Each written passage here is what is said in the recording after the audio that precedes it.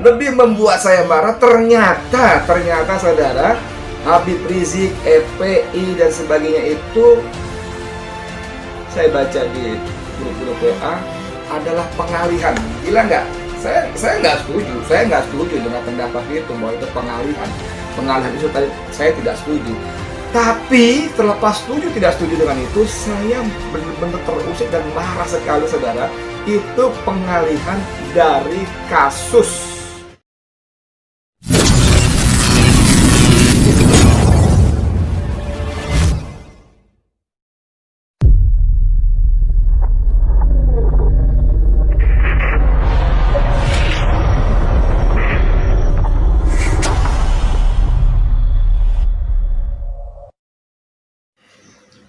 Assalamualaikum warahmatullahi wabarakatuh.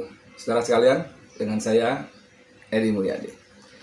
Saudara, kemarin Senin 21 Desember saya diundang oleh Haji Munarman, Sekretaris Umum Front Pembela Islam, melalui WA-nya dikirim oleh Ustaz Selamat Marif, Ketua Persaudaraan Alumni 212. Undangannya intinya saya diminta hadir mendampingi keluarga korban 6 laskar yang ditembak mati oleh polisi terkait peristiwa di kilometer 50 tol Jakarta Cikampek. Di situ dipaparkan, saya benar-benar miris, benar-benar kemanusiaan saya bukan cuma tersentuh tapi marah.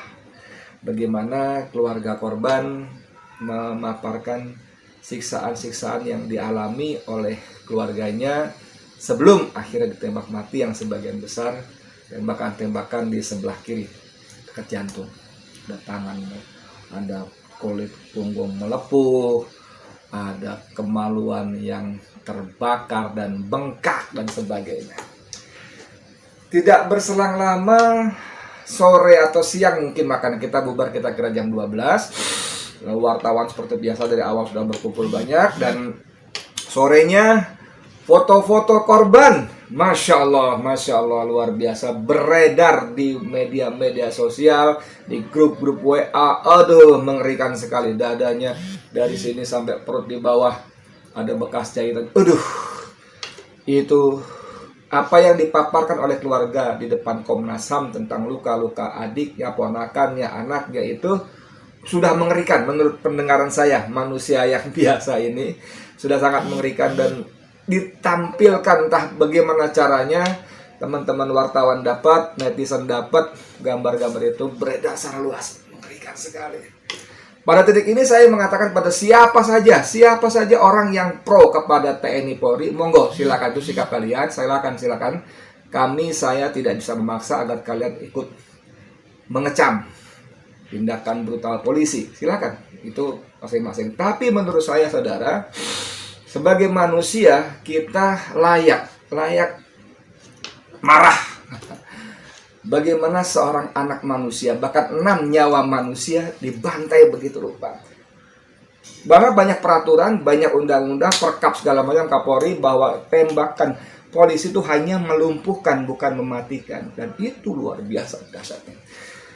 Tapi saudara, saya tidak ingin bicara pagi ini, di video ini tidak ingin bicara soal korban laskar 6 orang itu. Karena saya tiba-tiba menemukan sesuatu yang lebih membuat saya marah. Lebih membuat saya marah, ternyata saudara, Habib Rizik, FPI dan sebagainya itu saya baca di grup-grup WA adalah pengalihan. Gila nggak? Saya nggak setuju dengan pendapat itu bahwa itu pengalihan itu tadi saya tidak setuju. Tapi terlepas setuju tidak setuju dengan itu, saya benar-benar terusik dan marah sekali saudara. Itu pengalihan dari kasus korupsi di negeri ini. Yang terbaru korupsinya Menteri Sosial dari Partai Demokrasi Indonesia Perjuangan PDIP. Bansos, angkanya gila. Awalnya KPK menyebut Rp10.000 per paket dari harga paket Rp300.000. Kemudian Berkembang lagi, saya mendengar dari kanan, kiri, ban belakang, atas, bawah, nilainya 42.000 per paket dari 300.000 rupiah harganya.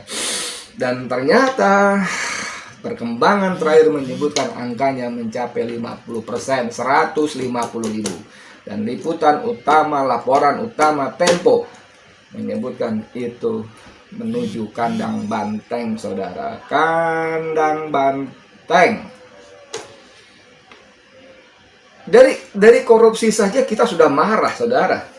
Ya kan, marah sekali. Ini uang rakyat yang harusnya untuk rakyat dicolong oleh pejabat, kita marah. Apalagi ketika kita tahu bahwa asal-usul uang bansos ini adalah uang utang. Uang yang menjadi dagangan pemerintah Jokowi ke luar negeri, baik bilateral maupun multilateral, baik dengan lembaga-lembaga keuangan dunia maupun dengan bilateral sesama negara sahabat katanya, untuk cari utangan recehan dengan dalih untuk menangani COVID.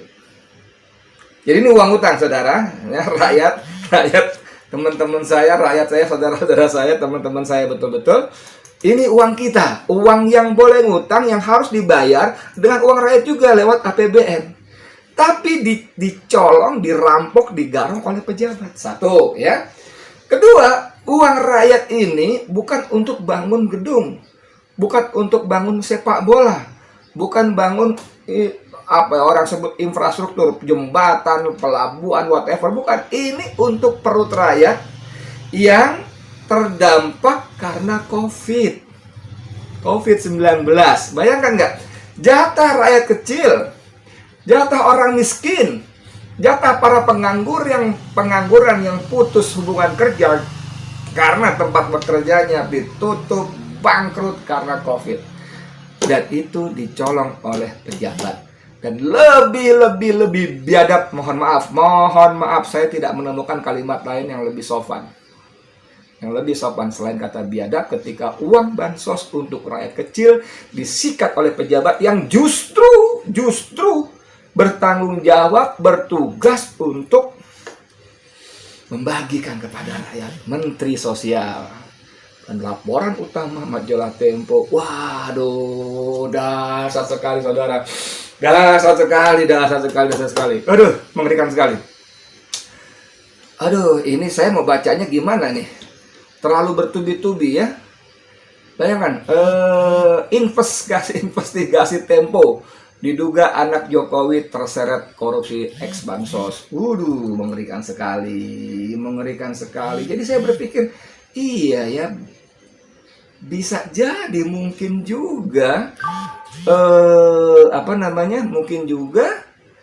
mungkin juga kasus Habib Rizik semua aja di uber walaupun cuma dengan dalih, dengan pasal-pasal COVID kerumunan yang juga sangat tidak adil, karena kerumunan terjadi di mana-mana.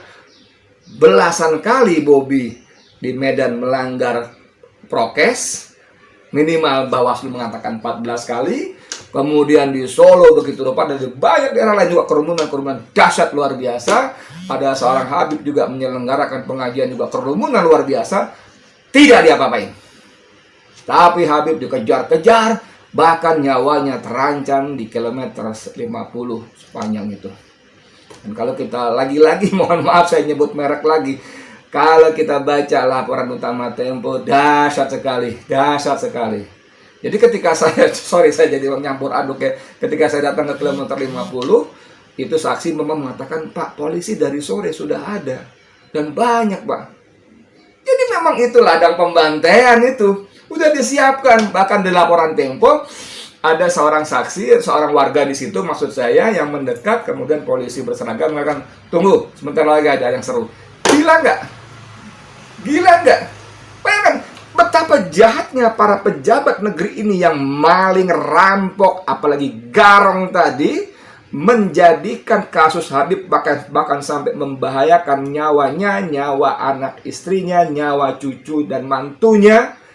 Dan akhirnya 6 orang terbukti tewas untuk menutupi kejahatan para pejabat kita yang menggarong uang rakyat. Dan itu penguasa. Dan itu partai yang berkuasa. Saya mau ngomong apa? Nih, banyak beritanya ya. Kemudian ada lagi, ini ada laporan dari Kumparan. Nanti mungkin kalau bisa ditampilkan di bagian video ini. Sarden bansos cuma berisi sesendok ikan. Sarden bansos cuma berisi sesendok ikan dan selebihnya air kuah sayur yang sangat encer. Iya, Cal. Hah? Nih, pelakunya dia juga, bos. Mohon maaf nih. Nih ada berita yang terbaru dalam rentang 10 hari terciduk 3 kader PDIP. Pada 27 November 2002, Wali Kota Cimahi Ajay Muhammad Priyatna kena OTT dan ditetapkan sebagai tersangka. Tak sampai sepekan kemudian Bupati Bangka Laut Weni Bukamo terkena operasi pada 3 Desember. Dan puncaknya pada 5 Desember, selang 2 hari kemudian saudara, Juliari Batubara, Peter Batubara yang waktu itu menjabat sebagai Mensos juga kena OTT.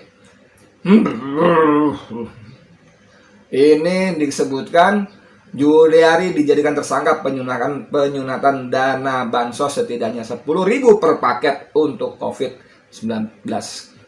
KPK menduga jumlah yang dikorupsi kemungkinan mencapai 100.000 per paket. Ada jutaan paket yang didistribusikan kepada warga yang berangkat. Bos, kalau 100.000 saja, 100.000 saja per paket kali 1 juta paket, maka ada angka 6 plus 5, 6 angka 6 nol di juta dan 5 100.000. Berarti ada 11 nol. Itu artinya 100 miliar. 100 miliar, saudara, kalau 1 juta paket.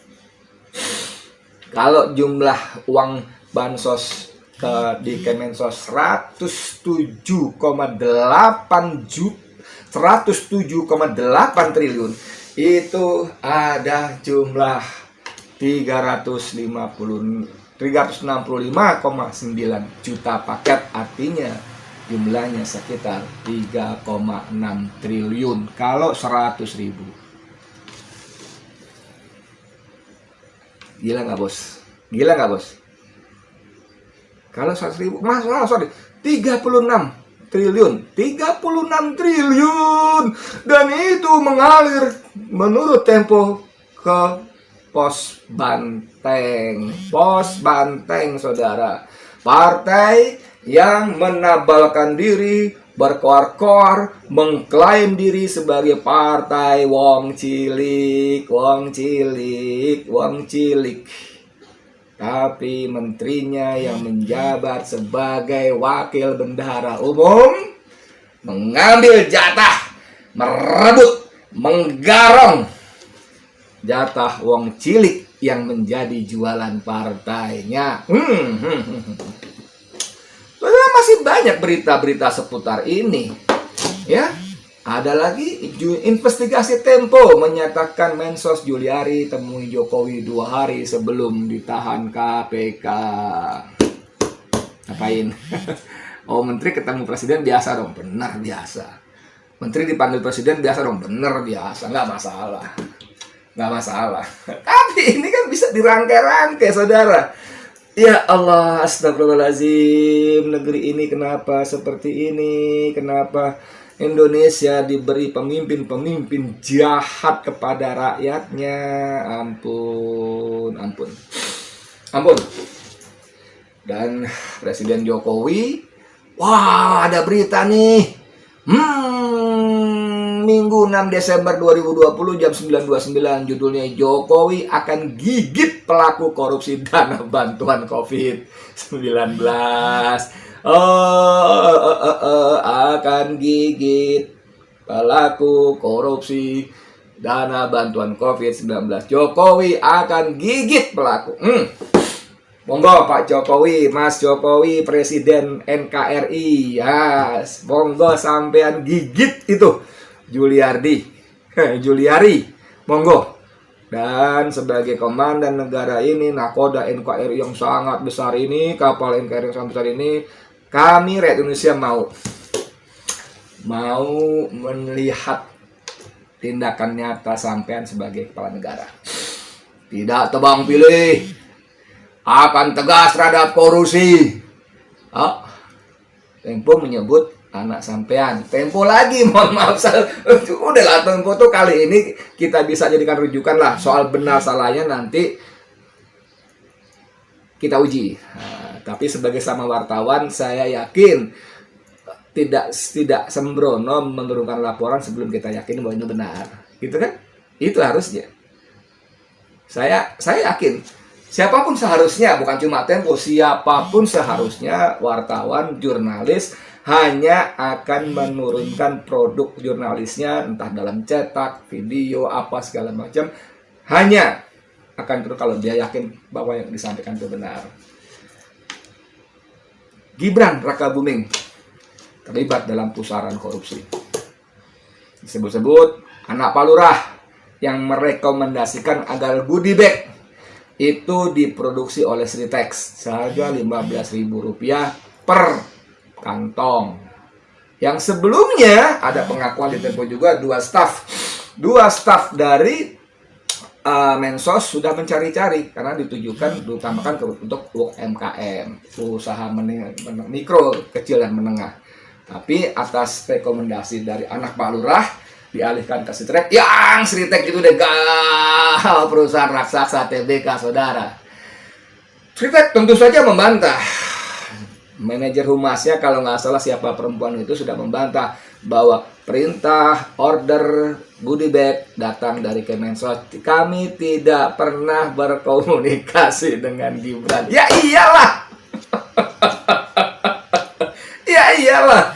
Om Tempo mengatakan bahwa Gibran merekomendasikan kepada menteri untuk mengambil Sritex. Ya udah, Gibran nggak usah ngomong sama Sritex lah. Gimana sih? Aduh. Tapi yang luar biasa, anak presiden tukang martabak ini, juragan martabak maksud saya, langsung mengatakan silakan dibuktikan, silakan tangkap saya kalau saya terbukti korupsi. Dasar bos. Ditambah lagi, kalau saya mau korupsi kenapa baru sekarang? Kalau saya mau korupsi kenapa receh-receh? Saya bisa korupsi di PLN, di Pertamina yang triliun-triliun. Wah. Om Firly Bahuri, Ketua KPK. Ayo saudara ditantang, silakan periksa. Ayo telusuri dengan jujur, profesional dan berani, independen, berintegritas. Beranikah KPK mengusut korupsi bansos ini sampai ke anak Pak Lurah, kata Tempo. Duh, udah menantang loh videonya beredar di mana. Aduh, ngomong-ngomong soal video itu, saya terkagum-kagum loh. Kenapa? Karena suaranya mirip banget sama bapaknya. Saya tidak pernah. Silakan dicek saja. Aduh, saya bilang ini anak like father, like son, like son, like father banget. Persis mirip suara. Mengawali karir juga sama di lewat kota Solo. Suara juga sama. Saya tidak pernah. Silakan dicek saja. Itu berita yang tidak bisa dipertanggungjawabkan. Jadi kalau Jokowi pidato gagah perkasa akan menindak korupsi tanpa pandang bulu, sip.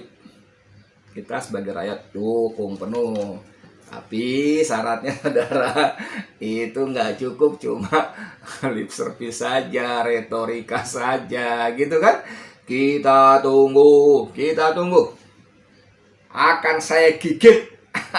Nggak tahu gigit apanya. Ya, akan saya gigit pelaku korupsi bansos, tidak pandang bulu dan sebagainya. Oke, saudara, kita tunggu. Bahwa kita marah, sangat marah. Ini jahat sekali.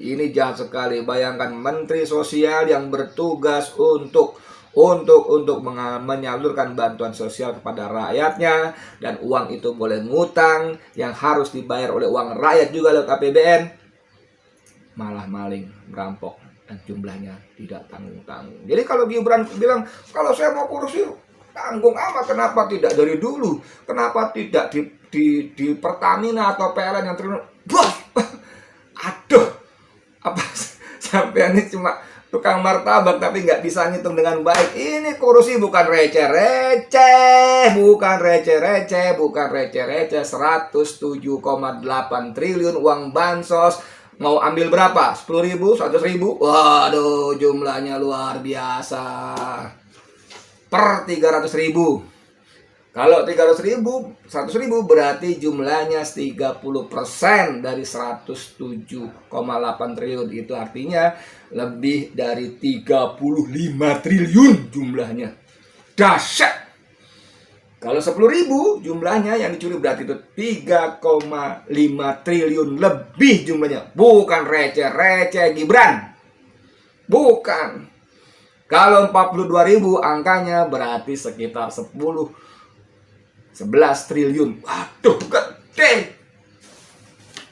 Gede. Ya, oke gitu.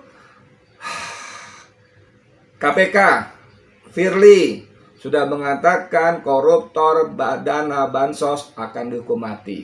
Jangan cari-cari pasal begini, begitu, begono, begini sehingga tuntutan hukumannya jauh lebih rendah daripada yang Anda ucapkan sebelumnya dengan gagah berani di depan DPR ketika Anda raker.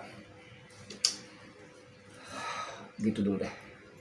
Sekian dari saya, Edi Mulyadi. Assalamualaikum warahmatullahi wabarakatuh.